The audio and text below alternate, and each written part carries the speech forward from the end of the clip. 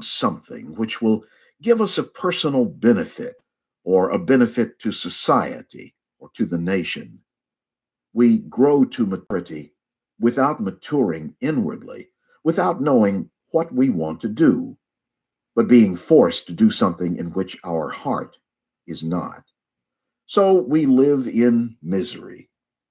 But society, that is, your parents, your guardians, your friends, and everybody about you, says what a marvelous person you are because you are a success. We are ambitious.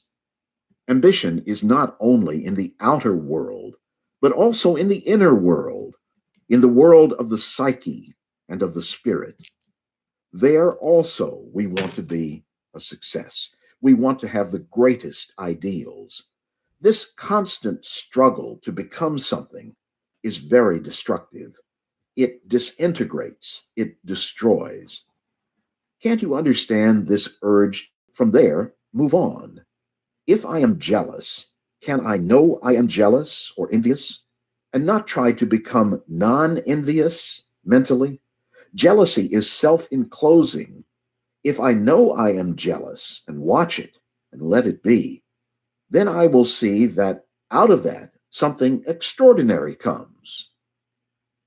The becomer, whether in the outer world or in the spiritual world, is a machine. He will never know what real joy is. One will know joy only when one sees what one is and lets that complexity, that beauty, that ugliness, that corruption act without attempting to become something else. To do this is very difficult because the mind is always wanting to be something. You want to become philosophers or become great writers. You worship the God of success, not the thing that is. However poor you may be, however empty, however dull, if you can see the thing as it is, then that will begin to transform itself. But a mind occupied in becoming something never understands the being. The understanding of the being of what one is.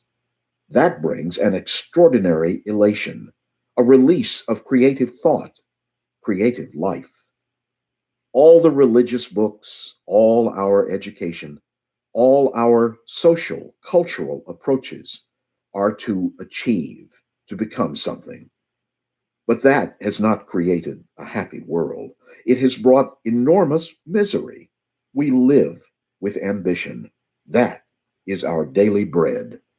But that bread poisons us, produces in us all kinds of misery, mentally and physically, so that the moment we are thwarted and prevented from carrying out our ambition, we fall ill.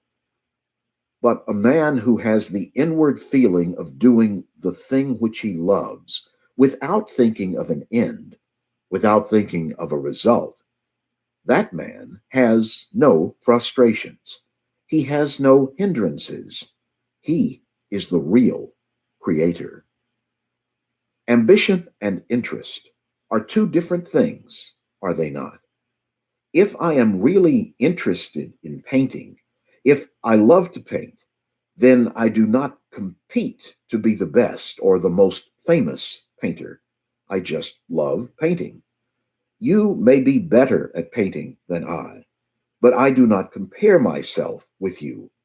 When I paint, I love what I am doing. And for me, that is sufficient in itself. If the mind is in a state of comparison, it creates problems and is everlastingly caught in them, and therefore it is never free. From childhood, we have been brought up to compare the Greek architecture, the Egyptian, the modern, to compare with the leader, the better, the more cultured, the more cunning, to be the perfect example, to follow the master, to compare, compare, compare, and therefore to compete. Where there is comparison, there must be conflict and contradiction, obviously, which means ambition. Those three are linked together inevitably. Comparison comes with competition, and competition is essentially ambition. And yet, every society is based on this competition. The more, the more, the more, the better. The world is caught up in it, and every individual is in it. We say that if we have no ambition, if we have no goal, if we have no aim, we are just decaying. This is so deeply rooted in our minds, in our hearts, this thing to achieve, to arrive, to be. Now, is it possible to see the process of this conflict?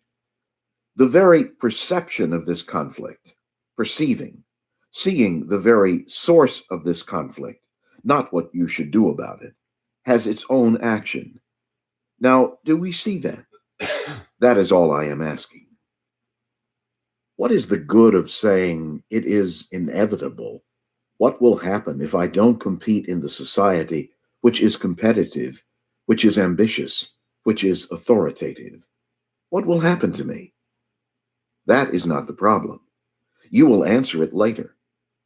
But can we see the fact that a mind which is in conflict is the most destructive mind, and whatever it wants to do, any activity, however reformative, has in it the seed of destruction? Do I see it as I see a cobra, that it is poisonous? That is the crux of the whole matter. And if I see it, I do not have to do a thing about it. It has its own action. Why discuss everything else? How to build character? What should you do and what should you not do? And how can we find it? Surely, to uncover the source of love, the mind must be extraordinarily free from conflict. So, can the mind be free from conflict, which means competition and all the rest of it? Perhaps if we can go into the question of initiative, then there may be a possibility of understanding self-fulfillment. For most of us, fulfillment in some form or other becomes urgent, becomes necessary. In the process of fulfilling, so many problems, so many contradictions, so many conflicts arise, and there is everlasting misery in fulfillment. And yet, we do not know how to escape from it, how to act without fulfilling. For in the very fulfillment of action, there is sorrow. Action is not merely doing something, but is it not also thinking? Most of us are concerned with doing something. And if that action is satisfactory, if it sufficiently guarantees the fulfillment of one's desires, cravings, longings, then we are easily pacified. But if we do not discover the incentive that lies behind the urge to fulfill, surely we shall always be haunted by fear, with frustration. So is it not necessary to find out what this incentive is that is driving us? It may be clothed in different paints, with different intentions, with different meanings. But perhaps if we can hesitatingly, tentatively explore this question of incentive, then we shall begin to understand an action or a thought which is not always born from this consciousness of fulfillment. Most of our incentives spring from ambitions, from pride, from the desire to be secure or to be well thought of. Now, you may say, or I may say, that my action is the outcome of the desire to do good, or to find the right values, or to have an ideology, a system that is incorruptible, or to do something that is essentially worthwhile, and so on. But behind all these words, all these pleasant sounding phrases, is not the motive, the urge in some form or another, ambition? I want to achieve. I want to arrive. I want to have comfort, to know a certainty of mind in which there is no conflict. My incentive is to achieve a result and to be assured of that result, in the same way as the man who accumulates money and who also seeks security. So, in both these forces, there is the drive, which we call ambition, upon which all our activities, our outlook, our energies are spent. Is it possible to act without these ambitions, without these desires to fulfill? That is, I want to fulfill. I want to fulfill through my nation, through my children, through property, through name. I want to be somebody. And the pride of being somebody is extraordinary because it gives extraordinary energy without doing anything.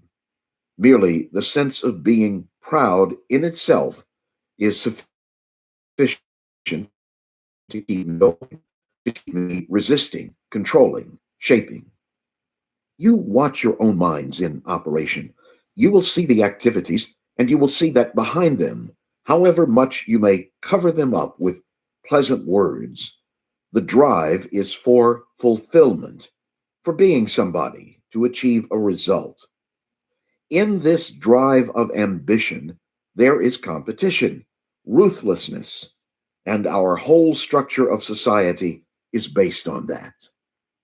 The ambitious man is looked upon as being worthwhile, as being somebody who is good for society, who will, through his ambition, create a right environment, and so on and so on.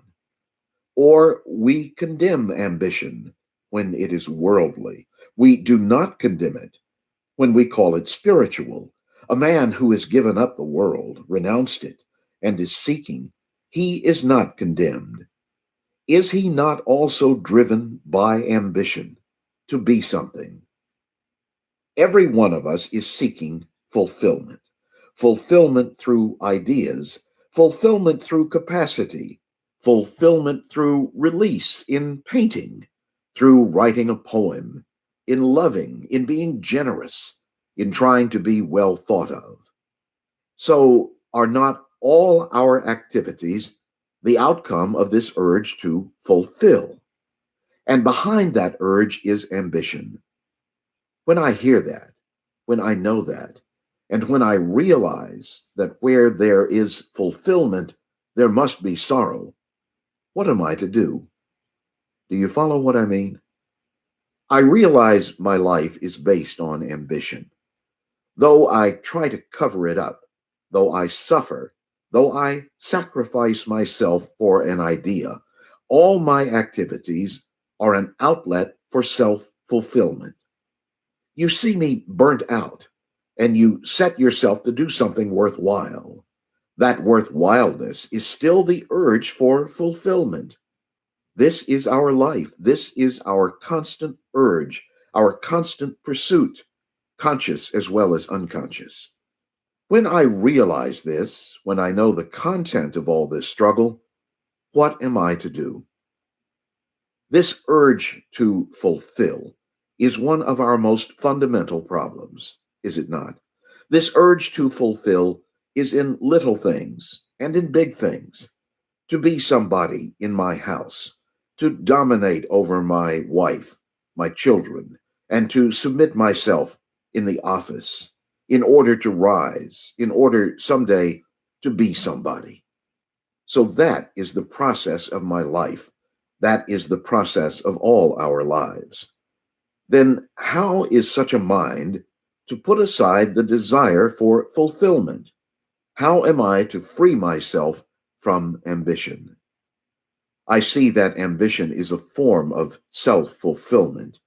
And where there is fulfillment, there is always the sense of being down and out, of being broken, frustrated. There is fear, a sense of utter loneliness, of despair and everlasting hope. Is there any activity, any form of movement of the mind, which is not based on this? If I brush aside, control, shape ambition, it is still ambition. because I say, it does not pay me to do this, but if I do that, that will pay me. If I say I must not fulfill, then there is the conflict of not fulfilling, the resistance against the desire. And the very resistance against the desire to fulfill becomes another form of fulfillment. Why is the mind seeking fulfillment? Why is the mind the me, which is the thought? Why is it proud, ambitious? Why does it want to be well thought of? Can I understand that? Can the mind realize what it is that is pushing outwardly all the time? And when the outward movement of consciousness is cut, then it turns inward, and there again it is thwarted. So our consciousness is this constant breathing in and out, to be important and not to be, to receive and to reject. This is our daily life of consciousness. And behind it, the mind is seeking a way out. If I can understand that, can know its full significance, then perhaps it is possible to have action which is not of ambition, which is not of pride, which is not of fulfillment, which is not of the mind. To seek God, to try to find God, is another form of pride. And is it possible for me and you to find out what it is that is making us continuously go out and come in, go out and come in? Are we not aware of a state of emptiness in us, a state of despair, of loneliness, the complete sense of not being able to depend on anything, not having anybody to look up to? Don't we know a moment of extraordinary loneliness, of extraordinary sorrow, without reason, a sense of despair at the height of success, at the height of pride, at the height of thought, at the height of love? Don't we know this loneliness? And is this loneliness not pushing us always to be somebody, to be well thought of? Can I live with that loneliness, not run away from it, not try to fulfill through some action, and not try to transform it, not try to shape and control it? If the mind can, then perhaps it will go beyond that loneliness, beyond that despair, which does not mean into hope, into a state of devotion. Can I understand and live in that loneliness, not run away from it, but live in that strange loneliness which comes when I am bored, when I am afraid, when I am apprehensive, not for any cause or with cause? When I know this sense of loneliness, is it possible for the mind to live with it without trying to push it away? Please listen to this. Do not just listen to the mere words. As I talk, if you have observed your own minds, you will have come to that state of loneliness. It is with you now. This is not hypnosis because I suggest it, but actually, if you have followed the workings of your own mind, you will have come to that state of loneliness. To be strict reaction. Can the mind live with that? Can the mind stay with it without any form of condemnation? Can it look at it without interfering, not as the observer looking at it? Is not then the mind itself that state? Do you follow? If I look at loneliness, then the mind operates on the loneliness, tries to shape it or control it or run away from it. The mind itself, not as the observer, is alone, lonely, empty. It cannot tolerate for a single minute a state in which it is completely empty, a state in which it does not know, a state in which there is no action of knowing. So a mind seeing that is fearful of it. It runs away into some activity of fulfillment. Now, if the mind can stay in that very extraordinary sense of being cut off from everything, from all ideas, from all crutches, from all dependencies, then is it not possible for such a mind to go beyond, not theoretically, but actually? It is only when it can fully experience that state of loneliness, that state of emptiness, that state of non dependency, that it is possible to bring about an action which is without ambition. Then only is it possible to have a world in which there is no competition, no ruthless pursuit of self enclosing activity. Then that action is not the action through the narrow funnel of the me. That action is not self enclosing. You will find that such an action is creative because it is without motive, without ambition. It is not seeking a result. But to find that, must the mind go through all this? Can it not suddenly jump? The mind can jump if I know how to listen. If I am listening rightly now, without any barrier, without any interpretation, with an open door to discover, there is freedom. And through freedom alone, I can discover. That freedom is the freedom from fear, the freedom from being well thought of, the freedom from pride, the freedom from the desire to fulfill. And that freedom cannot come about except through the realization of the complete negation of all thought. When the mind is totally empty, lonely, when the mind is in a state in which there is neither despair nor fulfillment, then only is there a possibility of a world in which ruthlessness, brutality, competition can come to an end. The psychological structure of society is what we are, what we think, what we feel, the envy, the ambition, the everlasting struggle of contradiction, both conscious and unconscious, and we are caught in that. To break through it, we think we must make a great deal of effort. But effort always implies conflict, contradiction, does it not? When there is no contradiction, there is no effort. You live. But there is contradiction brought about by the psychological structure of the society in which we live. There is a conflict, a battle going on within each one of us all the time, consciously or unconsciously. And I feel that until this whole psychological structure is completely understood and broken through, we cannot possibly live a full life or understand that which is beyond the mind. You see, the world is becoming more and more superficial. There is increasing prosperity throughout the world. There is the welfare state, and great progress is being made in many directions. But inwardly, we have remained more or less static, pursuing the same old patterns, the same beliefs.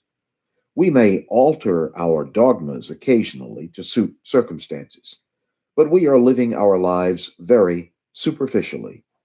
We are always scratching on the surface and never going below.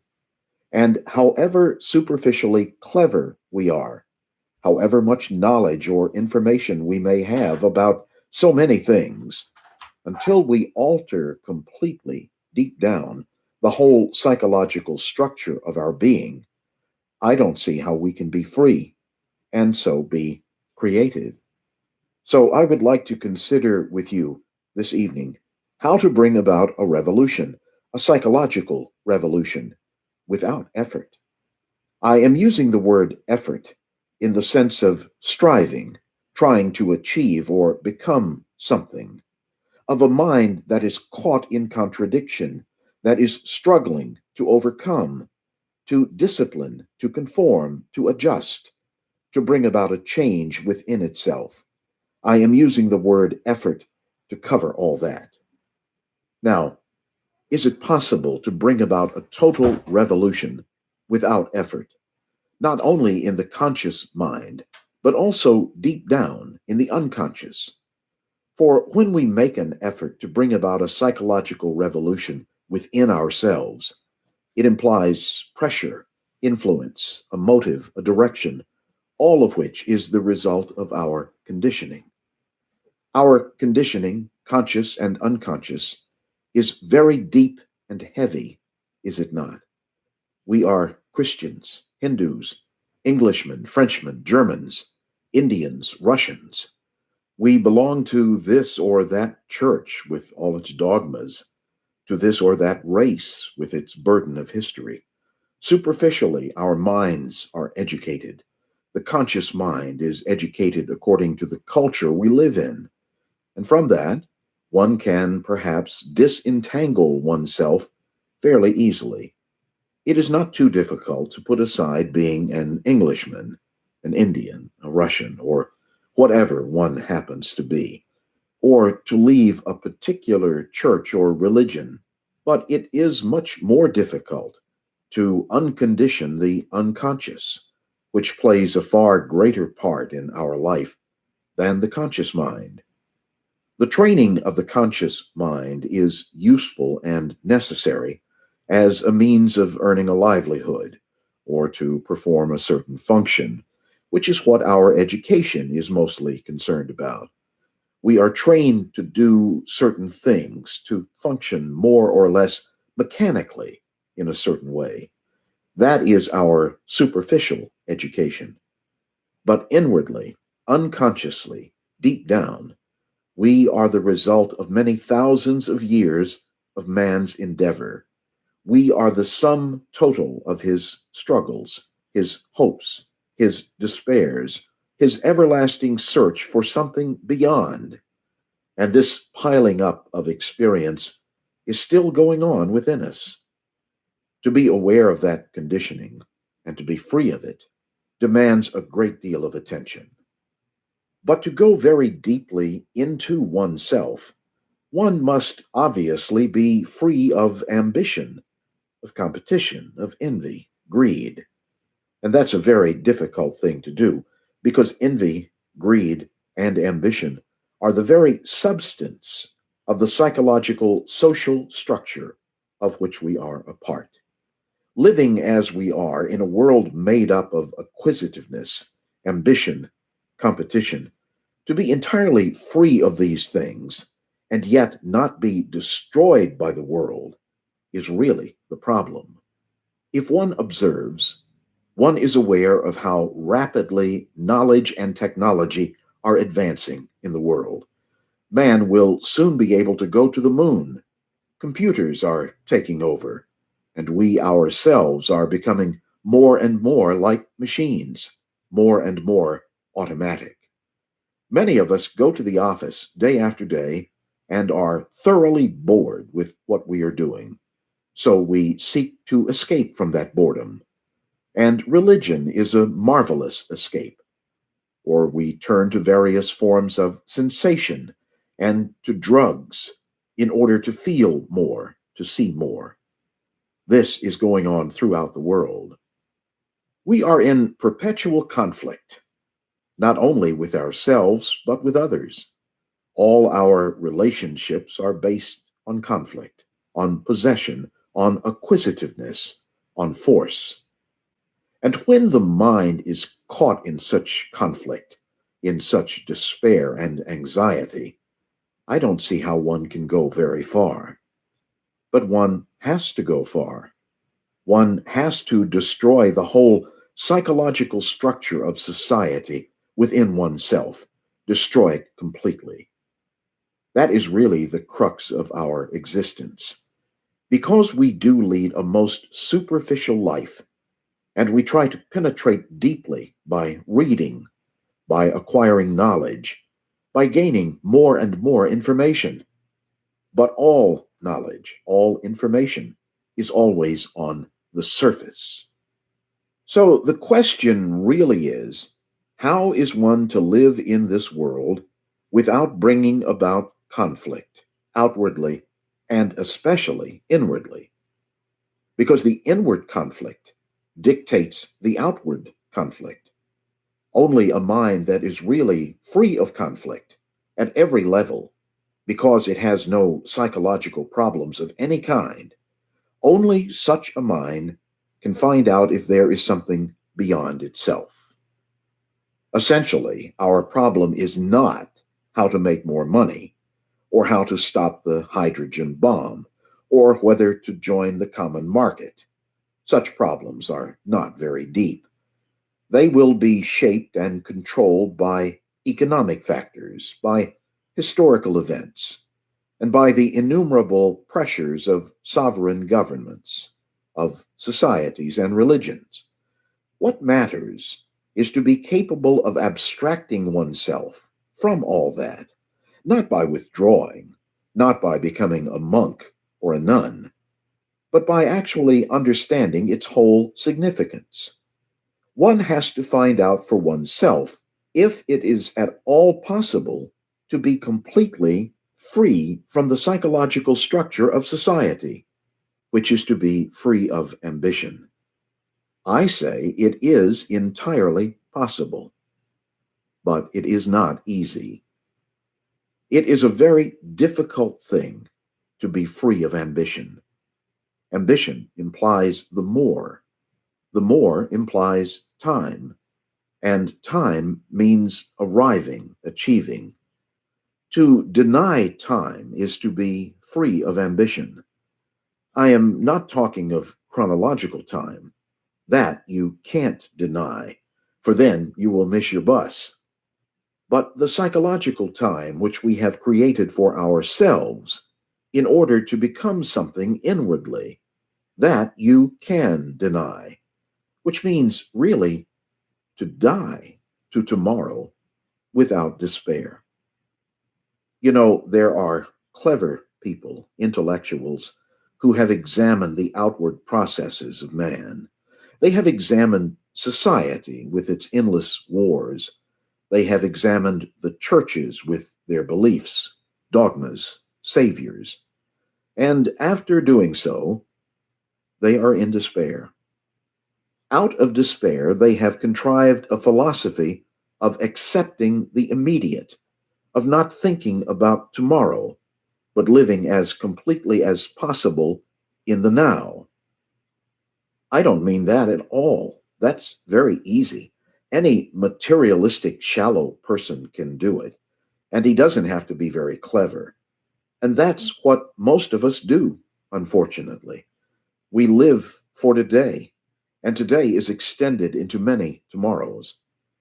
I don't mean that at all. I mean to deny ambition totally and immediately, to die psychologically to the social structure so that the mind is never caught in time, in ambition, in the desire to be or not to be something.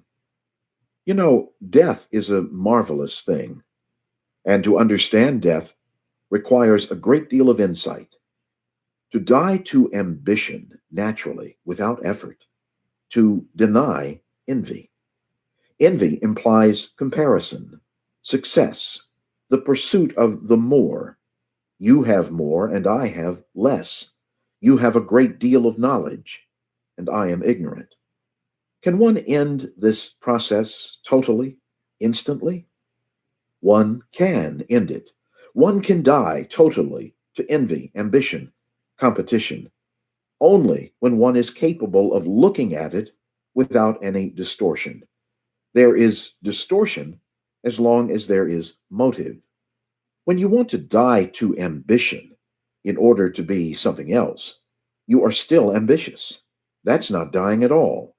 When you renounce with a motive, it is not renunciation. And inmost renunciations have beyond them this motive to be, to achieve, to arrive, to find. So it seems to me that we are merely becoming more and more clever, better and better informed. We are brought up on words, ideas, theories, knowledge. And there is very little empty space in the mind from which something can be seen clearly.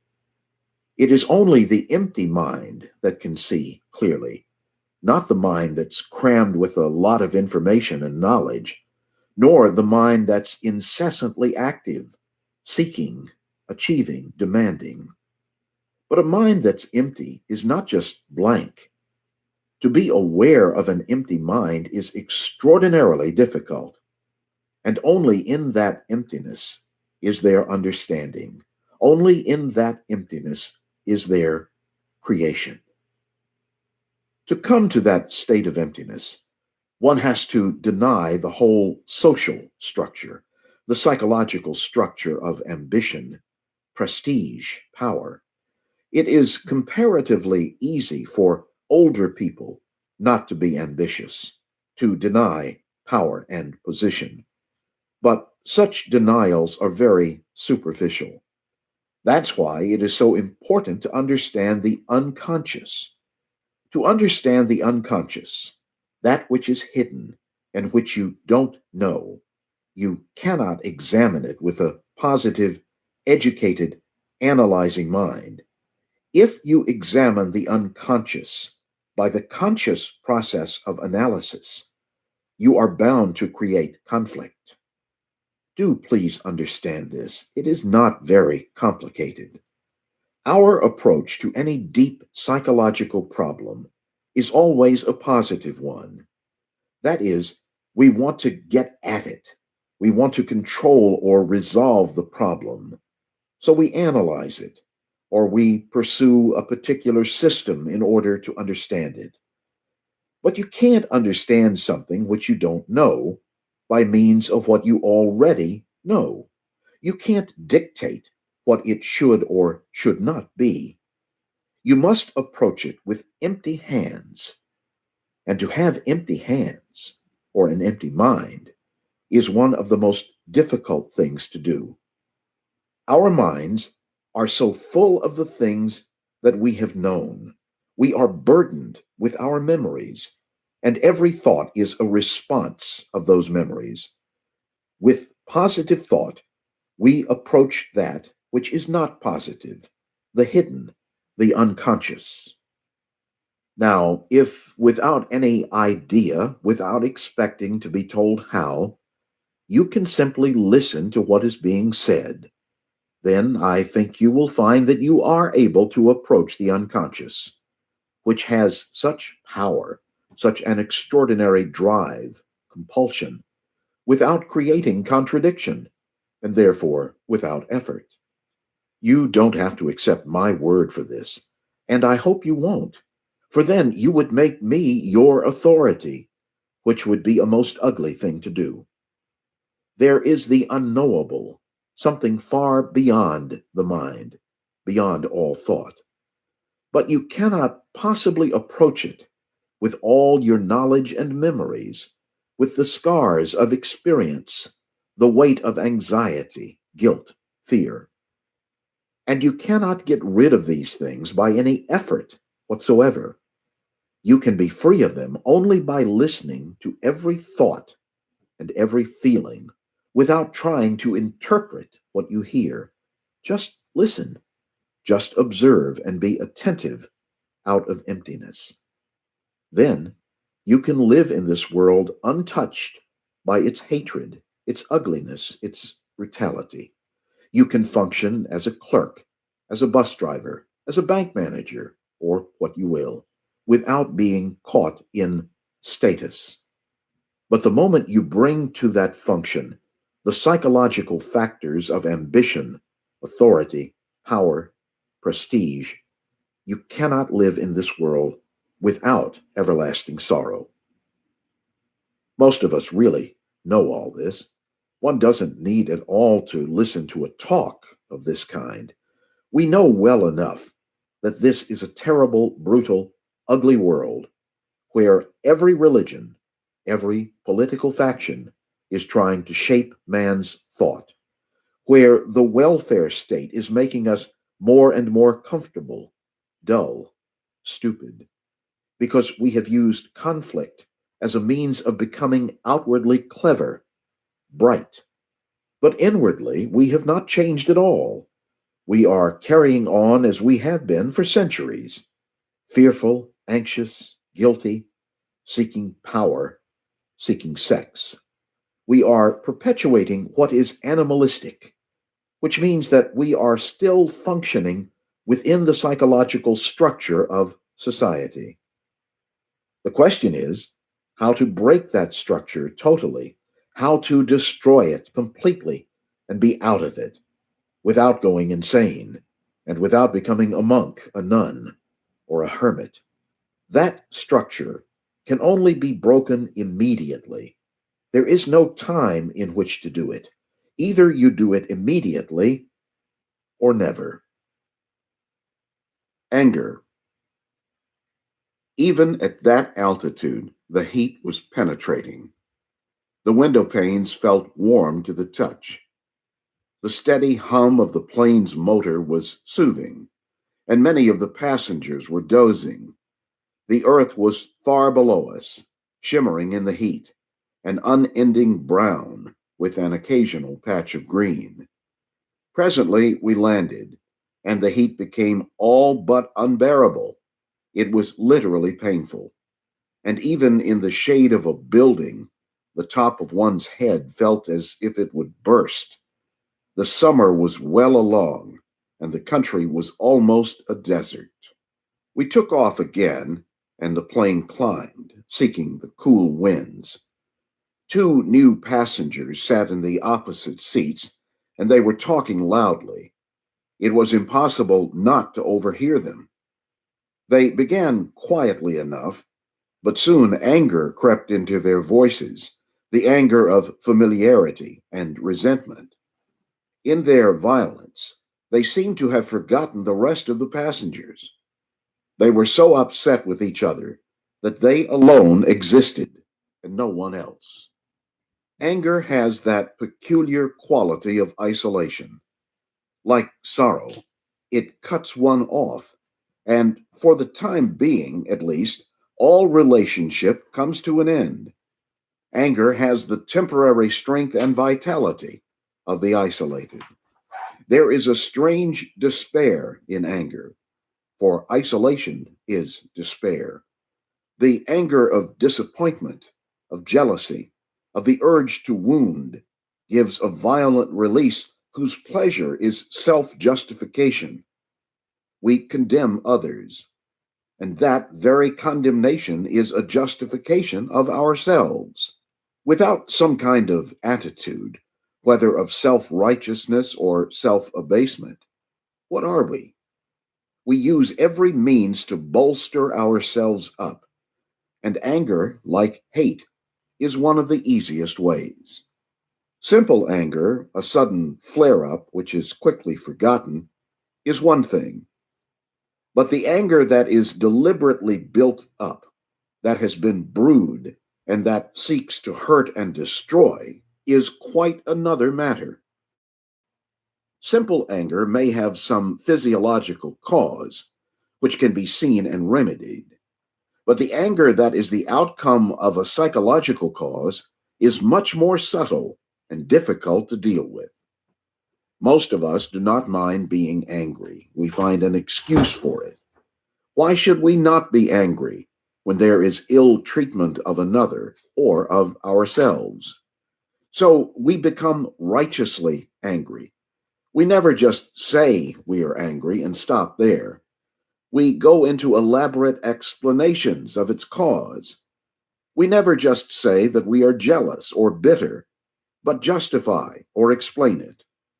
We ask how there can be love without jealousy, or say that someone else's actions have made us bitter, and so on. It is the explanation, the verbalization, whether silent or spoken, that sustains anger, that gives it scope and depth. The explanation, silent or spoken, acts as a shield against the discovery of ourselves as we are. We want to be praised or flattered. We expect something. And when these things do not take place, we are disappointed. We become bitter or jealous. Then, violently or softly, we blame someone else. We say the other is responsible for our bitterness. You are of great significance because I depend upon you for my happiness, for my position or prestige. Through you, I fulfill. So you are important to me. I must guard you. I must possess you. Through you, I escape from myself. And when I am thrown back upon myself, being fearful of my own state, I become angry. Anger takes many forms: disappointment, resentment, bitterness, jealousy, and so on. The storing up of anger, which is resentment, requires the antidote of forgiveness. But the storing up of anger is far more significant than forgiveness. Forgiveness is unnecessary when there is no accumulation of anger. Forgiveness is essential if there is resentment. But to be free from flattery and from the sense of injury without the hardness of indifference makes for mercy, charity. Anger cannot be got rid of by the action of will, for will is part of violence. Will is the outcome of desire, the craving to lie, and desire in its very nature is aggressive, dominant. To suppress anger by the exertion of will is to transfer anger to a different level, giving it a different name, but it is still part of violence. To be free from violence, which is not the cultivation of nonviolence, there must be the understanding of desire. There is no spiritual substitute for desire. It cannot be suppressed or sublimated. There must be a silent and choiceless awareness of desire. And this passive awareness is the direct experiencing of desire without an experiencer giving it a name. Wherever there is a division, there must be conflict. That's a law, an eternal law. Where there is separation, a division, a breaking up into two parts, there must be conflict. And that conflict exists because we have separated the observer from the observed. I am different from my anger. I am different from my envy. I am different from my sorrow. Therefore, being different, there is conflict. That is, I must get rid of sorrow. Tell me how to overcome sorrow. Tell me what to do with my fear. So there is conflict all the time. But you are sorrow. You are not different from sorrow, are you? You are not different from anger, are you? You are not different from your sexual desires, are you? You are not different from the loneliness you feel. You are lonely. Now, before, when I separated, I acted upon my sorrow. You understand? If I am lonely, I then escape from loneliness, try to overcome it or analyze it, and try to fill the loneliness with all kinds of amusements or religious activity. Before, I acted upon it. Now I can't act upon it because I am that. So, what happens when the observer is the observed? You understand? When the anger is me, then what takes place? First, all conflict ceases. All conflict ceases when you realize you are that. I am brown. Finished. It's a fact.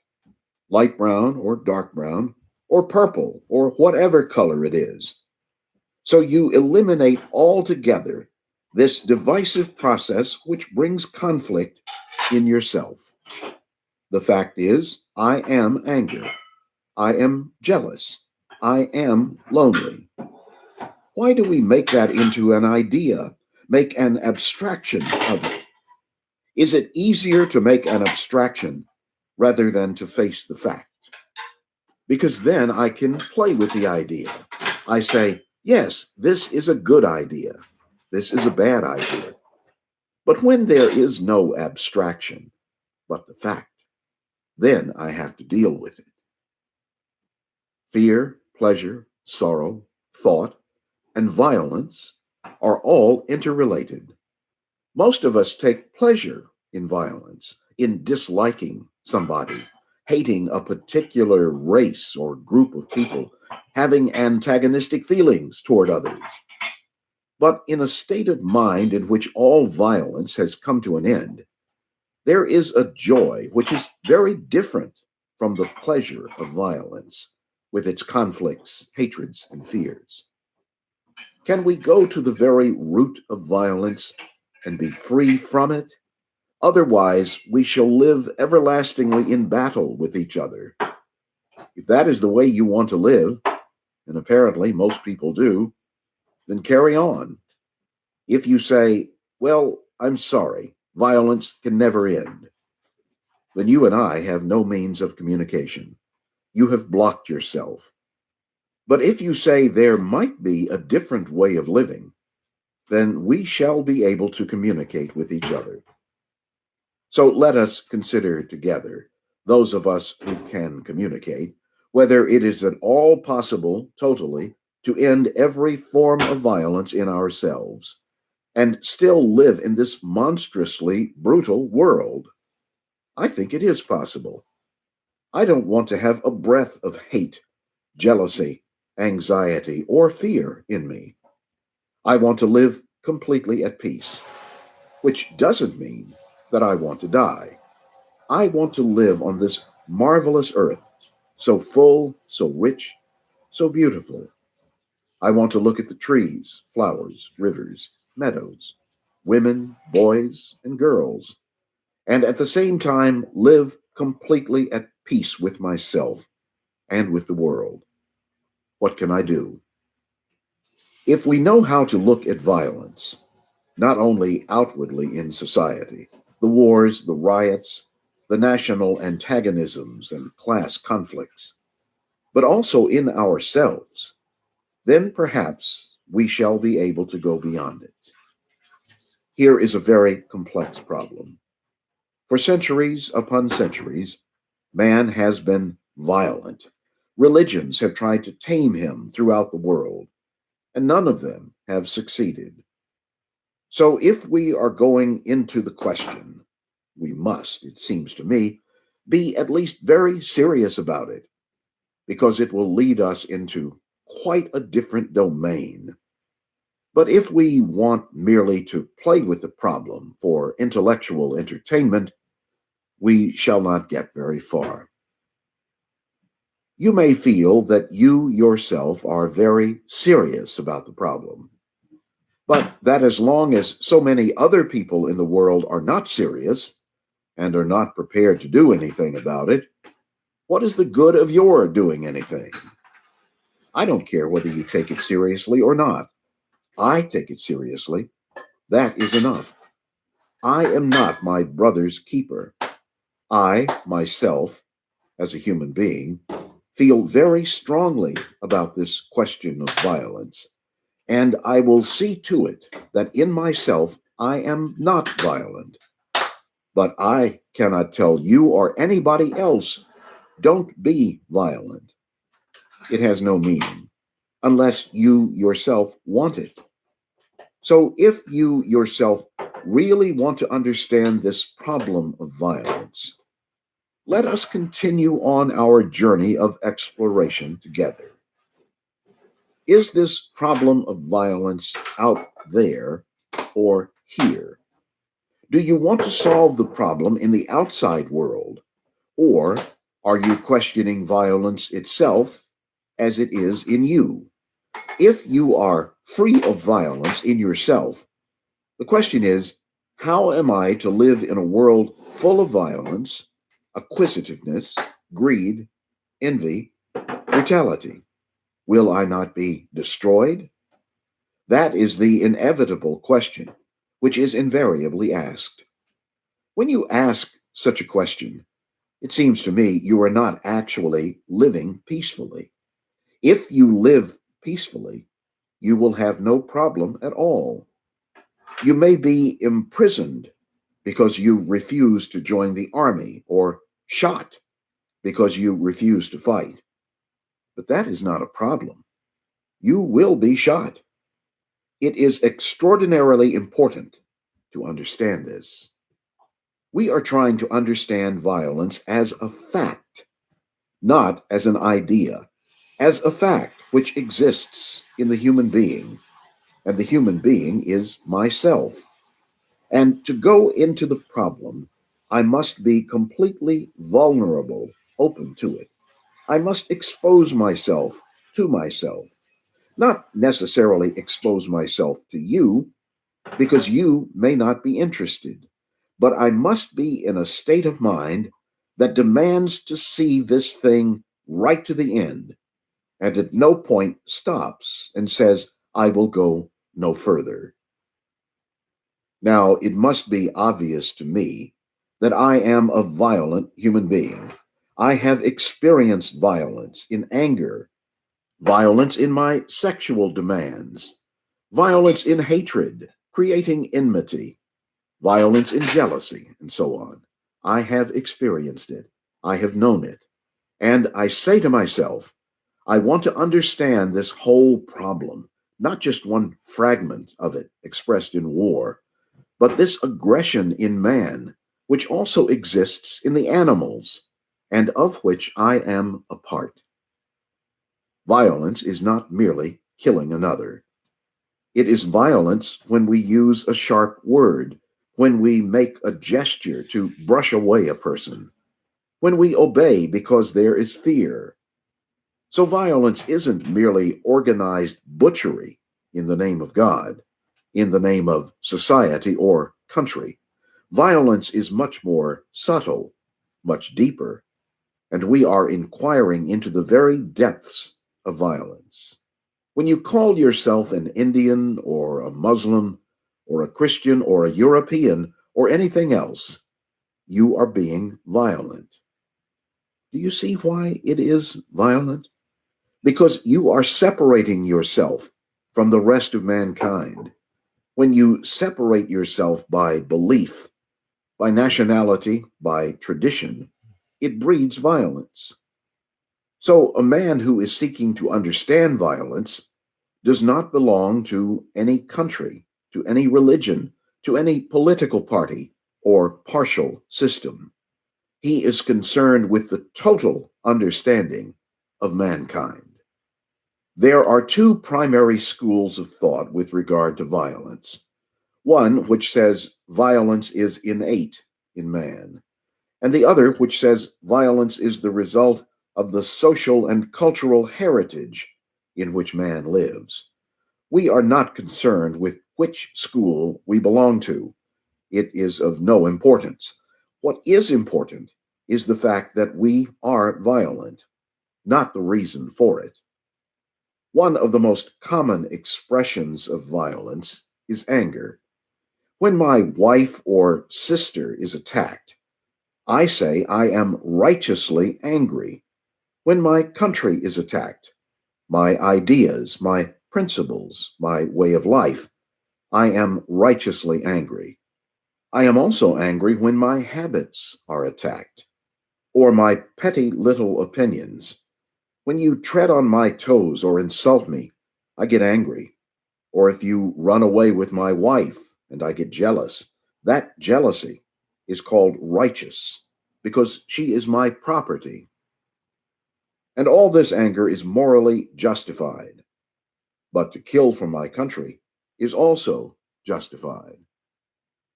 So when we are talking about anger, which is a part of violence, do we look at anger in terms of righteous and unrighteous anger according to our own inclinations and environmental drive?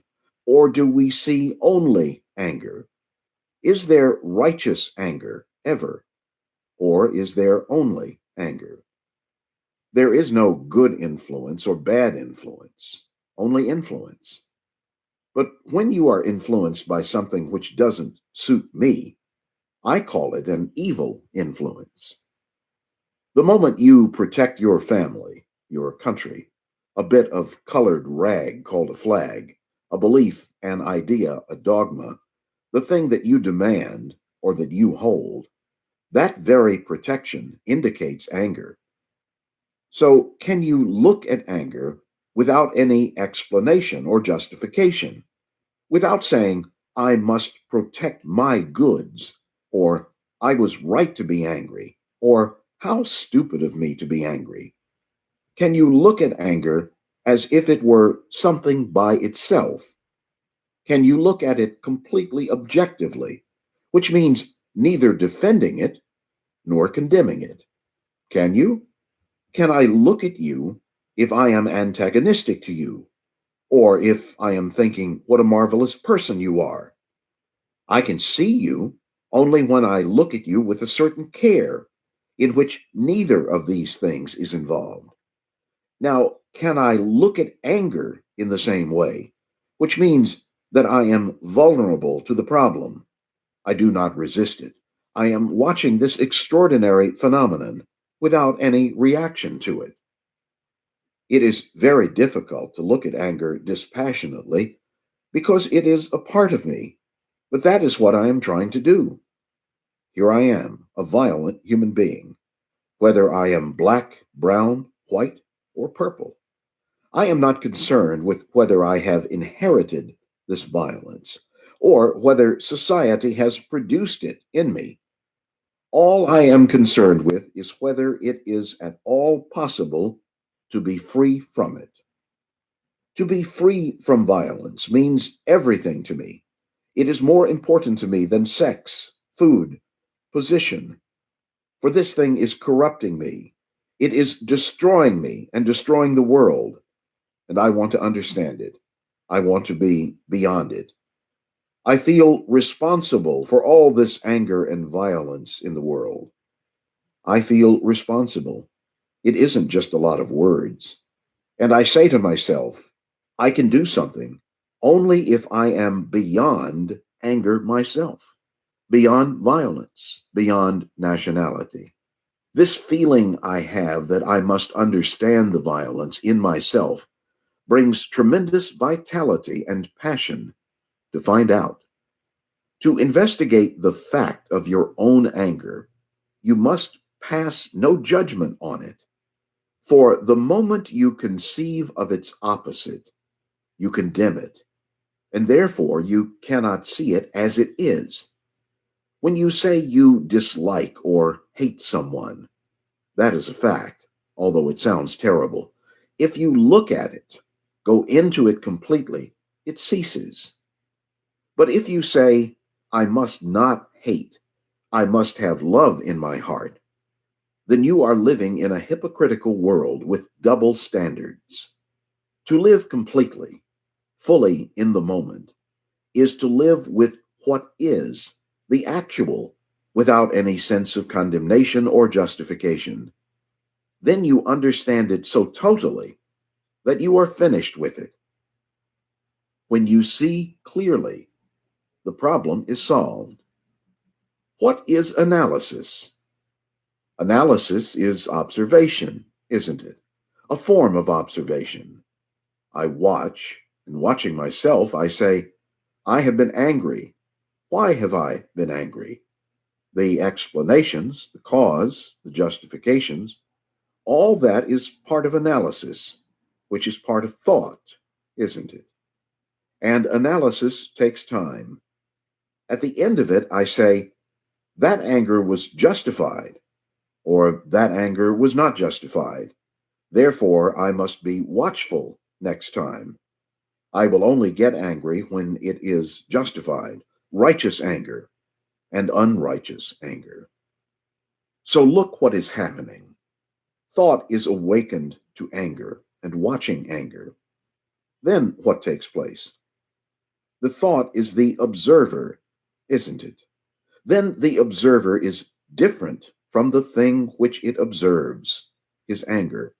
In observing thought and all the activities of thought, out of that observation comes intelligence. This intelligence is the result of observation of the workings of thought. Now, That intelligence is watching, watching the mind, watching the body, watching the heart. That intelligence says, don't eat that food. Listen to this. Because yesterday you had pain. Give it up. And because intelligence is in operation, you give it up instantly. Questioner. That's memory, sir. Krishnamurti. No, wait, listen carefully. I said, sir, intelligence is not thought. Intelligence comes into being in observing the operation of thought. Observing, not condemning it or accepting it, just watching thought, how thought operates. In that watching, intelligence comes. Now, that intelligence is watching, and I eat the wrong things. When that intelligence is watching, listen to it. It's also aware of the causation, which is the past. So intelligence doesn't neglect the cause. It is aware of the cause and the result. But it is not memory. It is intelligence, which perceives the whole movement of causation. Look, I am angry. That's the only factor, isn't it? When I say I must not be angry, that's a conclusion. That's an abstraction. But the fact is, I'm angry. If I know how to resolve that anger, its opposite wouldn't arise. Can I solve that anger without resorting to its opposite, saying, I must not be angry? The I must not be angry is its opposite. And that comes only when I can't understand the whole structure of anger and go beyond it. So I say, can I understand anger? Not control it, not reject it, not yield to it, but understand it, have an insight into the whole structure of anger. If I do, then the opposite doesn't exist. Questioner. If I don't control my anger, I'm afraid I'll kill someone. Krishnamurti. Look, before you kill somebody, try to find out if you can resolve the anger. To control it is to suppress it. To say, I must not be angry, is to create the opposite, and therefore a conflict between must not be and the fact that I am. Or if you try to escape from it, anger is still there. Look what has taken place. Before, I tried to control it, which is a wastage of energy. Before, I tried to suppress it, which is a wastage of energy. Before, I tried to escape from it or rationalize it, which is an avoidance, an escape from the fact. If I don't escape, control, suppress, or try to rationalize it, all that energy is concentrated, isn't it? So I have got that enormous energy to deal with one fact, which is anger. Have you got that? Please, otherwise we can't go on. If you haven't got it, then it becomes merely verbal. You understand? You're angry. Your tradition, your culture says suppress it, control it, escape from it, and rationalize it. I say that is wasting your energy, which prevents you from observing the only factor, which is anger. So anger has no opposite. There is only that, and you have the energy. Now, next step. Why do you call it anger? Because previously you have been angry. By naming it as anger, you have emphasized the previous experience. So you are observing the present factor with the previous experience, therefore conditioning the present factor. Are you meeting this? So the naming is a wastage of energy. So you do not name, no control, no suppression, no escape, and you have the energy. Then, is there anger? Don't say you don't know, because you are then facing the only factor. And when you are facing completely that factor, the factor doesn't exist because it exists only when you are escaping, fighting, controlling, suppressing. Right? You've got it? There is in me, in a human being, this duality. And I ask myself, is there a duality at all? There is man, woman, sunshine, darkness. That's obvious. But psychologically, are there opposites? This requires attention, doesn't it? Because to see this clearly, you need to observe. Freedom is not a reaction, but rather the state of mind which comes into being when we understand reaction. Reaction is the response to challenge. It is pleasure, anger, fear, psychological pain. And in understanding this very complex structure of response, we shall come upon freedom. Then you will find that freedom is not freedom from anger, from authority, and so on. It is a state per se to be experienced for itself and not because you are against something. Guilt. What is guilt? And what is its relationship to the ego, the whole consciousness of humankind, of man, of woman, and so on? What is guilt? Why does one have this enormous sense of guilt? It may be very, very superficial or very, very deep rooted from childhood and allowed to grow as one gets older. And that feeling of guilt makes one feel very empty. You know all this, with a sense of not being able to do anything. And then out of that guilt, one builds a wall round himself. And that wall prevents any further communication. Or I am frightened of that guilt. You have told me to do something from childhood, and I can't do it. But I feel I must do it. And if I fail, I feel guilty. And the parents play a terrible role in this. Sorry. They encourage this guilt, consciously or unconsciously, so that this guilt becomes part of the ego, part of me. I think it would be wrong to put the question, what is the relationship between the two? You understand how the question is evolving? It is not two separate things. It is the outcome of feeling guilt with other factors that constitute the ego. They are not two separate activities or two separate reactions.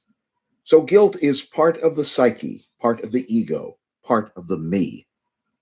Now, why does one feel guilt? People make you feel guilty and hold you in that state because it's very convenient for them. They like to bully you and bring about a sense of guilt, the feeling that you must submit, you must accept, you must obey. Though you revolt against it, you keep it underground and hold on to your guilt. And other factors make up the ego, the me. Guilt makes one feel terribly lonely with a sense of depression. And if that guilt is very deep and strong, one can't resolve it. Therefore, I come to you and say, please help me to overcome this guilt. And then you impose, if you are the boss, another reaction of guilt. So it goes on.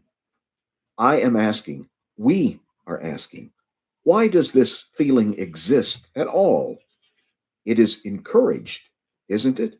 In Orthodox religions, in Christianity, there is the original sin and the Savior, and therefore I must feel guilty, and confession and the whole circus begins. Forgive me if I use that word. It takes different forms. In the Christian world, confession, absolution, and in the Asiatic world, it has a different form. They go to temples, all kinds of things they do. But is it necessary to feel that? Can there be an education in which there is nothing of this? I wonder. We are playing together, please. Is there a kind of bringing up a child in which there is not this encouragement of the feeling of guilt? How to resolve guilt, how to get over it, becomes a problem. All kinds of things begin with it, and we make it into a problem. Now, what is a problem? Human beings apparently have thousands of problems: political, religious, economic, sexual, in relationship. Life, living becomes a problem, and part of it is generally associated with guilt. Is it possible not to have a single problem? Political, economic, in relationship, and so on. So let's find out. You are playing the game with me. Let's find out why human beings have problems. From childhood, when a child goes to school, writing becomes a problem to him. Reading, spelling, then mathematics, geography, history, biology, chemistry, science, archaeology, and so on. So, from the very beginning, he is trained or conditioned to have problems. This is obvious. So, his brain is conditioned to have problems. Are you playing the game with me? And all his life, from the moment he is born practically until he dies, the brain continues to live in problems because he has been educated, cultivated in the whole system of comparison, examinations, rewards, punishments, and so on. All that has made the brain not only receive problems, but have its own problems. It's conditioned that way. Therefore, it can never solve any problem. So, is it possible to have a brain that has no problems, but can answer problems? Because there are problems. Now, is that possible? Because as long as you have problems, you must have the feeling that you must resolve them. And if you can't resolve them, you feel guilty. And so we keep this going. Then others come and help us, and the whole thing begins again in a different form. Listen to the question. Go into the mechanism of guilt, its relation to the ego. And we said, don't separate the two, because guilt is part of the ego, part of the me. It's not separate. Therefore, it's not something related to. It is in. It is there. Then we said, why do we have problems? Problems exist from childhood, from the child who goes to the school. He is educated to have problems. So his whole life becomes a problem: depression, anxiety, and so on. Then he goes and asks another, which means asking help from another. But the other is himself. The other has problems, gets depressed, feels lonely. So the other is you. I wonder if you realize this. Therefore, what's the good of asking him? Questioner. I have done something wrong and sinful, and it has left me with a terrible feeling of guilt. How am I to get over this feeling? Krishnamurti. Sir, what do you mean by sin? The Christians have a concept of sin which you have not. But you do feel guilty when you have more money, when you have a bigger house than somebody else. At least you should. Laughter. When you are riding in a comfortable car and you see a queue of people 1 mile long waiting to catch a bus, it does something to you. Either you have what is called a feeling of guilt, or you want to transform something radically, not in the stupid economic sense, but in the religious sense, so that these things cannot happen in the world. Or you may feel guilty because you realize that you have a certain capacity, an insight which others have not. But strangely, we never feel guilty about such things. We feel guilty only about worldly things, having more money, a better social position, and so on. Now, what is this sense of guilt? And when are you aware of it? Is it a form of pity? Most of us are occupied with ourselves in different ways from morning till night, and consciously or unconsciously, we move along in that stream.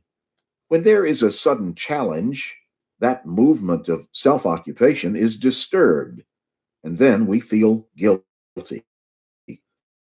We feel that we are doing something wrong or that we have not done something right, but that feeling is still within the stream of self-centered activity, is it not? I do not know if you are all following this. Why should you feel guilty? If you are living intensely with your whole being, if you are fully aware of everything about you and within yourself, the unconscious as well as the conscious, where is there room for guilt? It is the man who lives in fragments, who is divided within himself, that feels guilty. One part of him is good, the other part corrupt. One part is trying to be noble, and the other is ignoble. One part is ambitious, ruthless, and the other part talks about peace, love. Such people feel guilty because they are still within the pattern of their own making. As long as there is self centered activity, you cannot get over the feeling of guilt. It is impossible. That feeling disappears only when you approach life totally, with your whole being. That is, when there is no self fulfillment of any kind.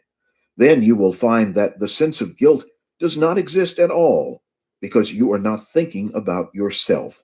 There is no self centered activity. Sirs, if you are listening and are not acting, it is like a man who is always tilling and never sowing. It is better not to listen to a truth than to listen without acting, for then it becomes a poison. Whether you approve or disapprove of the details of what is said here is irrelevant. What matters is to see the truth that as long as you function within the field of self centered activity, you are bound to have various kinds of sorrow and frustration. Sorrow and frustration cease only when you are living totally with the intensity of your whole being, of your mind, heart, and body. And you cannot live with that completeness, with that intensity, if you are concerned about your own virtue.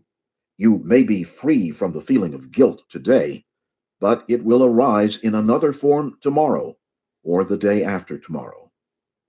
Just try this, sirs. Try a little bit to live intensely every day with all your mind, heart, and body, with all your capacity, feeling, energy. Desire is contradictory in itself, but if you love intensely with your body, mind, and heart, with everything that you have, then you will find there is no contradiction. There is no sin. It is desire, envy, ambition that creates contradiction. And the mind caught in contradiction can never find that which is real. I feel guilt. Why do I name it? I name it instantly. The naming of it is the recognition of it. Therefore, I have had that feeling before. And having had it before, I recognize it now. Through recognition, I strengthen what has happened before. I have strengthened the memory of the previous guilt by saying, I feel guilty. So see what has happened. Every form of recognition strengthens the past, and recognition takes place through naming. So by and through recognition, I strengthen the past. Why does the mind do this? Why does it always strengthen the past by saying, I have been guilty. I am guilty. It is terrible to be guilty. How am I to get rid of this guilt? Why does it do it? Does it do it because the mind needs to be occupied with something? It needs to be occupied, whether with God, with smoke, with sex, with something. It has to be occupied. Therefore, it is afraid not to be occupied. And in occupation with the feeling of guilt, in that feeling, there is a certain security. At least I have that thing. I have nothing else, but at least I have that feeling of being guilty. So, what is happening? Through recognition, which is the naming, the mind is strengthening a past feeling which has happened before. And so the mind is constantly occupied with that feeling of guilt. That gives it a certain occupation, a certain sense of security, a certain action from that which becomes neurotic. So, what takes place? Can I, when the feeling arises, observe it without naming? So I find, listen to this carefully, the mind is afraid of living in a state of nothingness. Therefore, it has to have a word. The word has become tremendously important. My country, my God, my Jesus, my Krishna. The word. So the word, listen to this, the word is the past. The word is the memory. The word is the thought. So thought divides. Look, I must have memory in order to go to my house. I must have memory to talk English. I must have memory to come here and sit on this platform. I must have memory for the language that I use. I have memory of riding a bicycle or driving a car. So memory is absolutely essential. Otherwise, I couldn't function. Memory is knowledge. We must have knowledge. And that knowledge, listen to what takes place, that knowledge is words. Now, I have had the knowledge of previous guilt. When I call the present feeling guilt, I have strengthened the previous knowledge. And that knowledge is the observer. So the observer looks at that feeling, which I have now, and calls it guilt. And therefore, in calling it guilt, the knowledge of the past is strengthened. It is fairly simple and clear. Questioner: who is the observer? Is the observer different from the many fragments? Krishnamurti: he is one of the fragments, isn't he? Q: but the feeling of myself is there. K: I know it is there. That is the illusion. Wait, sir. That is our culture. That is our verbal statement. That is the way we live.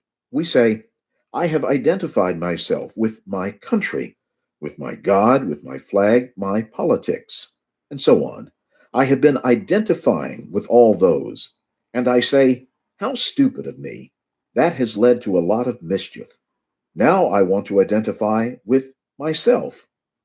You see, I have discarded all the identification outside of me. Now I want to identify myself with myself. What is myself? It is obviously a lot of images and words. And so I say, look at what I am doing. I am always trying to establish a fact, which becomes a non fact, always trying to defend myself with an idea, with an image, with a conclusion. And those are all words. The mind is afraid of being completely empty. Therefore, it says, I must be. It is so afraid of being empty. Therefore, it must be occupied with the kitchen, with sex, with God, with politics, with a dozen things, because it is so afraid to be completely empty. The observer is the past, and the observed is the present. Now, can the mind observe without naming the feeling, which is the present?